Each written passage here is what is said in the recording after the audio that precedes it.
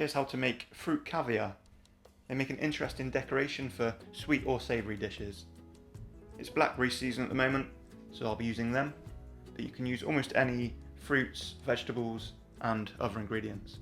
Harder ingredients like apples need to be juiced or blended with water. For this recipe, all you'll need are your blackberries, some agar powder, which is a thickening agent made from algae, and then just some normal cooking vegetable oil. Your oil needs to be really cold for this to work. You can put it in the fridge, but I find it's better to put it in the freezer for about 20 minutes. Extract the juice from the blackberries by passing them through a sieve. It's easier to break up the berries by hand first.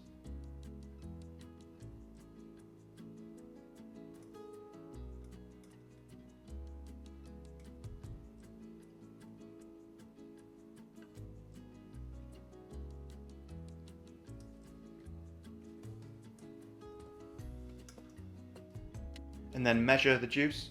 For every 100 ml or 100 grams of juice, you want 1 gram of agar powder. So I've got 260 gram or 260 ml of blackberry juice. So I'm just going to round that up to 3 grams of agar. So we'll bring this blackberry juice to the boil. Add in the agar powder, reduce the heat and give it a stir and let it simmer for around a minute. Take the pan off the heat and allow the liquid to cool down to near room temperature. And then you'll need to transfer the liquid into a squeezy bottle or a pipette. If you don't have either of those, you can just use a spoon, but that doesn't work quite as well.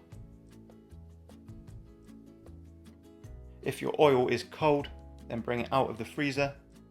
Hold the squeezy bottle about 20 centimeters above the oil and slowly drip the liquid in. The liquid will form spheres and slowly drop to the bottom.